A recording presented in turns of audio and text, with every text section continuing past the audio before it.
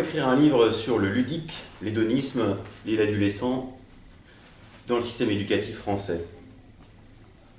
Je ne me serais pas posé la question il y a quelques années encore, mais je me demandais pourquoi les réformes avaient lieu. Je ne comprenais pas grand-chose, comme la plupart des parents, des enseignants sans doute finalement. Pourquoi les réformes se succèdent? Quel est l'objectif de ces réformes? Pourquoi les dispositifs qui sont mis en place et qui fonctionnent disparaissent du jour au lendemain?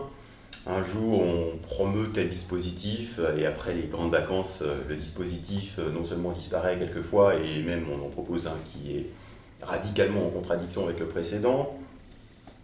Pourquoi le français est censé être une priorité, l'orthographe, et on se rend compte dans les faits qu'au contraire les exigences disparaissent? Est-ce que c'est un objectif? Est-ce que c'est un effet simplement de ce qui a lieu? Pourquoi l'objectif de l'OCDE est d'obtenir 40 à 50% de Bac plus 3? Est-ce pour l'épanouissement de nos enfants? 90% environ des parents souhaitent que leur enfant s'épanouisse au collège. Évidemment, on souhaite tous que les enfants s'épanouissent au collège, mais qu'est-ce que ça veut dire, s'épanouir? Notamment quand on sait que 50% seulement des parents voient comme une priorité l'acquisition d'un savoir au collège. Il y a comme cela de très nombreux points sur lesquels on peut s'interroger, et je crois que beaucoup de parents n'y comprennent plus grand-chose. Et honnêtement, je crois que les enseignants sont dans la même situation.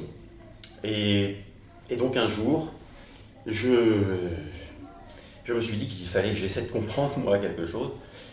Et dans la jungle des livres écrits sur le système éducatif, sur la pédagogie, comment s'y retrouver. Je pense qu'un parent ou un enseignant qui se rend dans une bibliothèque spécialisée, devant la masse des livres, comment faire?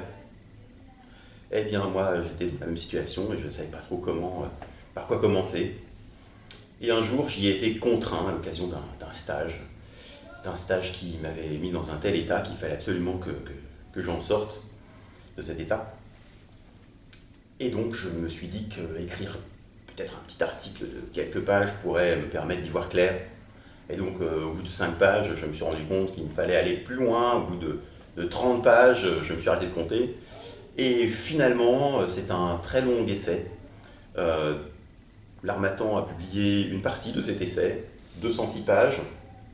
L'essai complet, avec la mise en page de l'Harmattan, fait à peu près 900 pages. Donc c'est une sélection de cet essai, une sélection qui porte sur le ludique, l'hédonisme et l'adolescent. Je pense que tout enseignant se pose un peu ces questions. La place du jeu, de l'amusement au sein du système éducatif. Voilà, les parents aussi, puisque beaucoup pensent que leur enfant doit s'épanouir et donc a le droit de parler en classe, par exemple. Donc, qu'est-ce que ça veut dire parler? Quelle est la place de l'hédonisme? Qu'est-ce que c'est l'hédonisme? Puisqu'on en entend beaucoup parler, et c'est quelque chose qui est promu aujourd'hui, qui est valorisé, qui est reconnu. Et puis l'adolescent, qu'est-ce que c'est que cette chose-là? Est-ce que c'est une sorte de nouveau concept qui va bientôt disparaître, ou au contraire, est-ce que c'est un terme qui renvoie à une réalité et qui est voué à un bel avenir?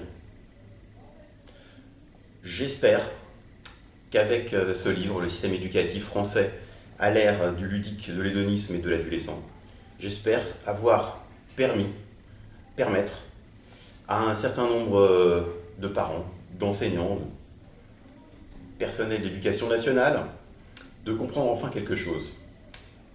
Après avoir écrit ce livre, moi enfin, j'ai compris, et j'ai l'impression de comprendre la plupart des dispositifs, des réformes et des discours tenus sur le système éducatif, aussi bien par les parents que par les dirigeants économiques, politiques, d'y voir nettement plus clair. Et j'espère que les personnes qui liront ce livre, eh bien comme moi, ils verront aussi nettement plus clair.